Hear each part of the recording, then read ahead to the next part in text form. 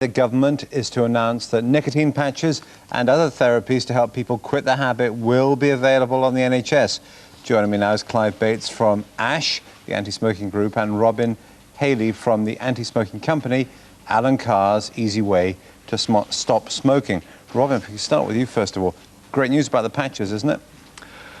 No, it's not. I'm in favour of measures which address the demand side from the government. That's marvellous. Supply side measures don't work, increasing the taxation, partial curbs on advertising. We've seen that, in fact, a new report is saying that tobacco consumption in the UK has increased in this 4 years of Labour government. What's your problem with patches? They don't work? Well, the thing is that so-called nicotine replacement therapy, which actually should be called nicotine continuation treatment, because you're not actually replacing the nicotine with anything else, you're actually giving them the drug that they're addicted to, is flawed. The idea that giving an addict the drug that they're addicted to in order to get them off the drug that they're addicted to is completely absurd. It's rather like going up to a heroin addict who is smoking heroin off tin foil and saying, I've got a marvellous way of getting off this stuff, why don't you start injecting it instead? Well, no, Smoking is nicotine it's not addiction. Quite like that, It is not exactly really quite like that, Jeremy. There's no difference. Clive from ASH, what do you think? Well, I think it's very welcome news. What nicotine therapies do is they give the smoker a soft landing. When they're trying to give up smoking, they're trying to get over a really deep and powerful addiction, and what they're getting from a nicotine patch or gum or all these other devices is a subliminal dose. It just takes the edge off the cravings and makes the first few days, few months less onerous, less painful than it otherwise would be. And there's been about 90 studies done worldwide, and there's a group of academics in Oxford that pull all these together, and their conclusion is that using these products roughly doubles the chance that you'll be successful at quitting smoking. Still a very small percentage of smokers, isn't it? 6% or something like that? It's if you just make a completely unaided quit attempt, then the number that manage to quit is very low indeed. We're talking, 2 or 3%. It'll often take a smoker 2 or 3, 6 attempts to actually get over it.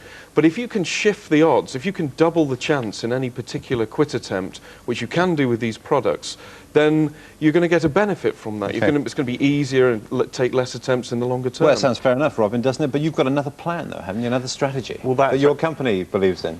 That's right. You see, 80% of people who attend the Alan Carr clinics actually report scarcely noticeable or unnoticeable physical withdrawal from nicotine. What's your secret, then? What we do at the Alan Carr clinics is we remove the need and the desire to smoke by removing the mental feeling of deprivation that smokers suffer when they normally make an attempt to quit. So it's willpower? No, it's the opposite of willpower. Willpower is when you have a conflict of will. What we do is we remove the need and the desire to smoke so that all the smoker's will is going against the cigarette as opposed to this usual conflict of will. Clive, that sounds like harder work, but maybe a better way of doing it. Well, I like a lot of what they do. I mean, I like their book and everything. It's very good at explaining what's going on with smoking and why it's a burden on you and why it's not a pleasure and all that sort of... I think it's very good to read that stuff, get yourself into the right frame of mind and see it as something that is actually an intrusion in your life rather than a benefit.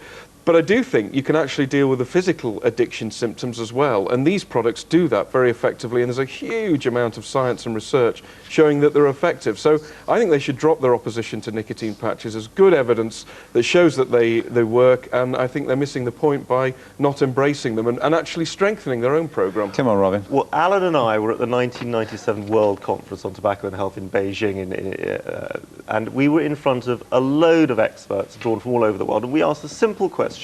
How can giving a drug addict the drug that they're addicted to get them off the drug that they're addicted to? How do you answer that? It's very simple. It gives them a soft landing. It gives them a soft landing from the withdrawal from nicotine addiction. It takes the edge off the cravings. And I have to come back to this. In study after study after study, it's been shown to increase the probability of being able to quit roughly by a factor of 2. So it works. Why it works is obvious, because it's taking the edge off the cravings. And I really don't know why you just don't embrace it. You're going to have to agree to disagree, and we're going to have to stop there. I'm afraid the important message today, No Smoking Day, is stop smoking. Thanks. Thank you. 7:15, you're watching Breakfast from BBC News. The main stories this morning: the new rural task force set up